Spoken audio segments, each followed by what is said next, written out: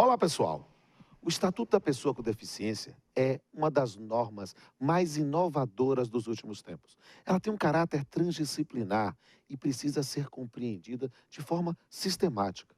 Para enfrentar isso, nós trouxemos hoje um jovem brilhante, o professor Marcos Erhard, um dos maiores talentos da nova geração de professores de Direito Civil. Bem-vindos ao Papeando com Pamplona.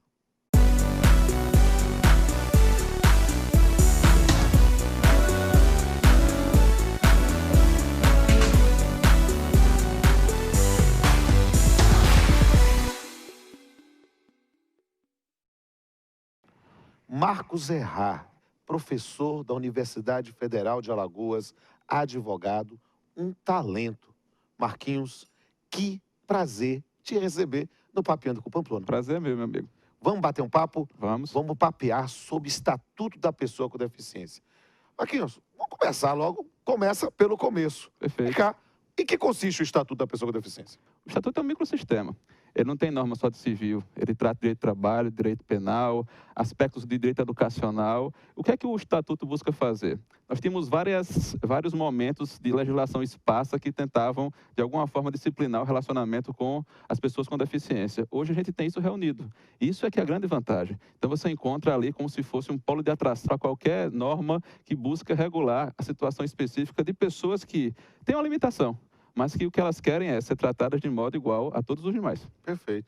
E como é que foi a elaboração dessa norma nova? Bom, primeiro, não começou do zero. A gente já tinha, desde a Constituição, em vários momentos, leis específicas para questões urbanísticas, para as questões de acessibilidade. Sim. Eu acho que aqui tem de novidade que a gente tem que levar em consideração. O Estatuto parte de uma convenção. O Brasil passa a aderir à Convenção de Nova York e, a partir disso, o Estatuto é como se estivesse regulamentando aspectos da Convenção no direito interno. Convenção essa que entrou como norma constitucional, não é? Perfeito. Ela foi a primeira norma pelo tratado internacional que foi incorporado seguindo a linha da emenda 45, né? Quem gosta de estudar civil tem que lembrar que a gente precisa de um diálogo constante com o direito constitucional. Então, a partir da emenda 45, se admitiu que tratados que o Brasil fosse signatário fossem recebidos no nosso sistema com eficácia de norma constitucional. Perfeito. E assim é que a gente tem. O status da convenção hoje permite, inclusive, que no eventual litígio ou antinomia entre o Estatuto e outra lei federal, que a gente use a convenção como ponto de partida para a interpretação. Perfeito. Mas, em uma rápida síntese, quais são os principais ramos, quais são as principais modificações do Estatuto da Pessoa com Deficiência? Bom, vamos lá. Em relação ao direito civil, a teoria das capacidades passa por uma reformulação. Certo. Em relação ao direito do trabalho, a gente vai assegurar, ainda com mais ênfase, a possibilidade de trabalho em condições de igualdade sem qualquer tipo de discriminação. Certo. Em relação ao direito penal, tipos específicos para questões de abandono. Agora, o que é que eu acho interessante lidar com o Estatuto? O Estatuto exige da gente uma nova compreensão. Certo. A gente tratava com o incapaz como alguém que, a priori, precisava de proteção e proteção total. Certo. Agora a gente passa a dar liberdade e autonomia para que as pessoas possam cuidar dos seus interesses. Eu acho que isso é mais importante do Estatuto. Olha, há tantas repercussões que eu não tenho dúvida que nós vamos trabalhar cada uma delas separadamente. Mas eu queria perguntar, na boa, assim, era mesmo necessário um estatuto? É necessário. É necessário porque a gente não pode lidar com a pessoa com deficiência como alguém que merece a nossa pena ou apenas a nossa solidariedade. Perfeito. Primeiro, essa pessoa precisa garantir o espaço dela. E para garantir o espaço dela, às vezes somos nós que temos que nos adaptar. Então, o deficiente é uma pessoa que tem uma limitação. Sim. Tá? E às vezes ele não consegue exercer as condições de trabalho ideais, não consegue ter acesso à educação, porque o local que ele procura para se capacitar não está preparado para recebê-lo. Então, a gente precisa ter uma lei que garanta essa efetividade. Tá? A gente não está lidando com uma minoria da população que tem que ficar segregada e isolada. Muito pelo contrário. Nós temos muito que avançar nesse sentido ainda. Perfeito. E eu tenho realmente muitas dúvidas, muitas perguntas a fazer sobre isso. Mas antes de a gente passar para a parte de perguntas direcionadas, eu queria que você fizesse uma mensagem. Olhasse aqui e pensasse numa pessoa que tem uma deficiência. Qual a mensagem que você gostaria de transmitir para ela? Acho que o principal é a gente pensar o seguinte: você não está pedindo o favor das pessoas. Você tem direitos reconhecidos pela legislação. E o que você precisa fazer é se posicionar para fazer valer esses direitos. Segundo ponto, que eu acho que é essencial, você precisa conhecer os seus direitos. O Estatuto é uma lei de alcance geral. E muitas vezes as pessoas desconhecem as possibilidades que a lei já lhe assegura. Então, acho que o primeiro passo é conhecer. Conhecendo, você vai exigir. Exigindo, você vai garantir efetividade. E, a partir daí, você constrói uma nova consciência sobre esse assunto. Então, não precisa ficar com vergonha, não precisa achar que você tem menos chance do que as outras pessoas. Se você se posicionar e se você utilizar os instrumentos jurídicos que tem a seu favor, a sua vida pode ser bem diferente. É preciso conhecer o estatuto. E não é somente eu que quero conhecer. Eu tenho uma galera aqui que está querendo participar. Quer ver uma coisa? Alguém quer perguntar? Tá vendo? A gente já volta. Olá, professor Marcos. Meu nome é Marcela e eu gostaria de saber como ficou o sistema de capacidades após o Estatuto da Pessoa com Deficiência. Esse é um tema que eu acho que é o desafio para os civilistas hoje. Porque a gente lidava com um raciocínio binário. Ou você tinha capacidade, ou você tinha incapacidade. Dentro do conceito de incapacidade, a gente basicamente tentava encaixar todo mundo que tinha deficiência. Hoje eu tenho o capaz, o incapaz e o deficiente. E o deficiente que, por um acaso, vai ter algum tipo de incapacidade é aquele que tem uma deficiência severa. E, como regra geral, não ter discernimento reduzido, que até dezembro do ano passado eram motivos de incapacidade, já não são mais. Então, o deficiente com a legislação nova tem autonomia e independência para agir. E se ele achar necessário, aí ele pode buscar salvaguardas de aconselhamento que estão previstas na legislação. Então, esse é que eu acho que é o avanço. A gente protegia essas pessoas a priori, ou seja, pelo simples fato de elas terem uma limitação, terem uma deficiência, a gente já retirava a possibilidade de elas agirem. Agora não. Agora a gente parte da capacidade, da liberdade das pessoas e elas vão decidir se é necessário algum tipo de colaboração para que elas possam agir sozinhas no mundo jurídico. Oi, Marquinhos. Meu nome é Jéssica e eu queria saber no que consiste a tomada de decisão apoiada. Jéssica, a tomada de decisão apoiada é uma medida prevista no Estatuto, que alterou o Código Civil, e deu mais um caminho para a gente lidar com as pessoas que têm alguma dificuldade. A tomada de decisão apoiada é, primeiro, de iniciativa da pessoa que sente que precisa. Tá? Ela vai procurar o juiz, vai indicar pessoas da confiança dela, que vão servir como conselheiros. Tá? E qual é a grande diferença? O curador pratica o ato no lugar da pessoa que está interditada, que está acuratelada. Já na tomada de decisão apoiada, a própria pessoa com deficiência, depois de ouvir os conselhos daqueles que ele escolheu, é que vai decidir como vai praticar aquele ato. E os limites de que atos é necessário ouvir o conselho, que atos não é necessário ouvir o conselho, são estabelecidos no próprio momento com o juiz. Só que um detalhe importante, isso vale para questões patrimoniais, para questões existenciais, familiares, a autonomia e a liberdade é da pessoa, independente se ela tem ou não algum tipo de deficiência. Perfeito. Olá, eu me chamo Luciana.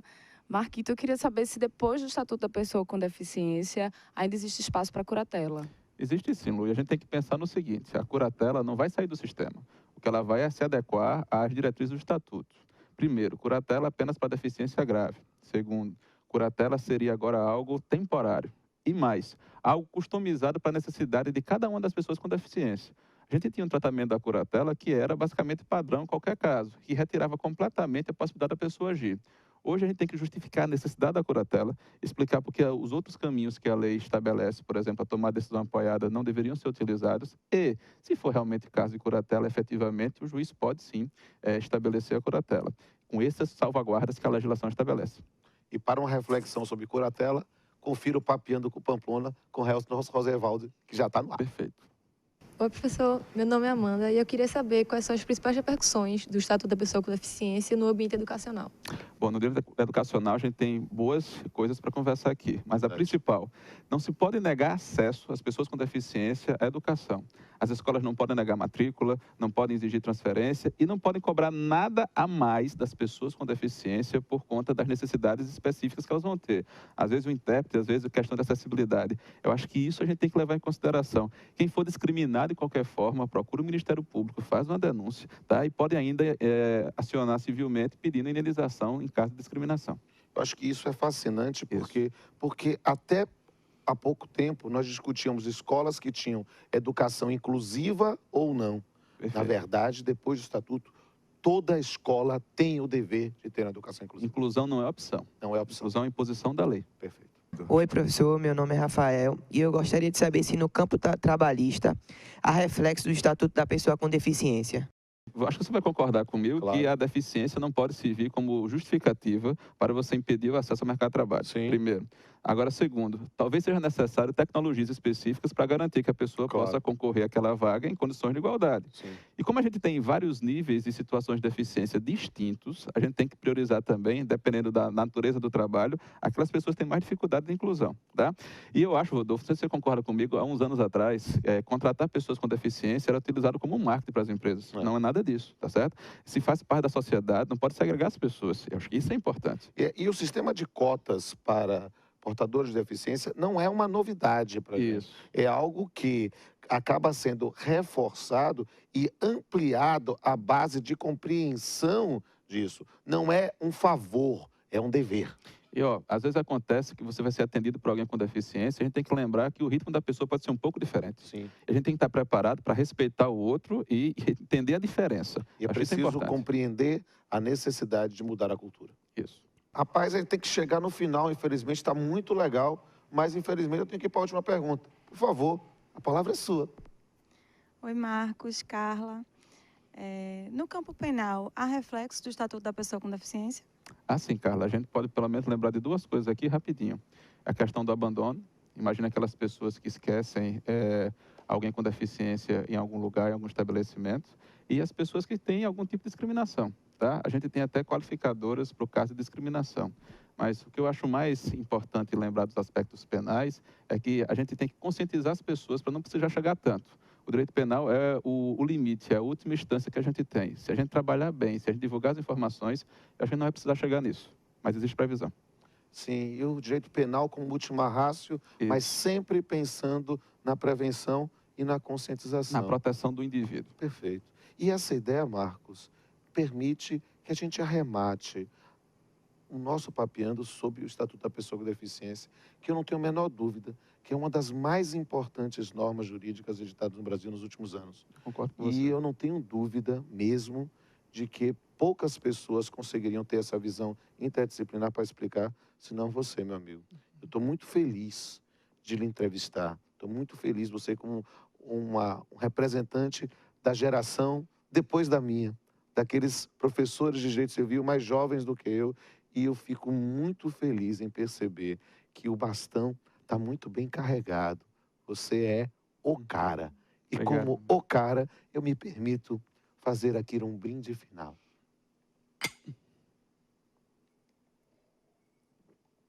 E temos que encerrar.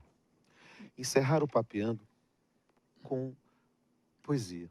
Porque a nossa lógica é trabalhar o direito com profundidade e leveza. Sempre trazendo a arte, sempre trazendo a poesia. Né? Você vai clicar aqui em cima, vai aparecer aqui na tela. Clica aqui, você vai ver como nós interpretamos o tema do Estatuto da Pessoa com Deficiência sob a visão poética. E se você gostou desse programa, veja na hashtag Papeando com Pamplona, entre lá no canal CESTV, ou no canal Pamplona, ou nos dois, se inscreva, verifique, você vai receber todas as atualizações e vai ver todos os episódios anteriores também. Vai ser um prazer lhe acompanhar. Até a próxima.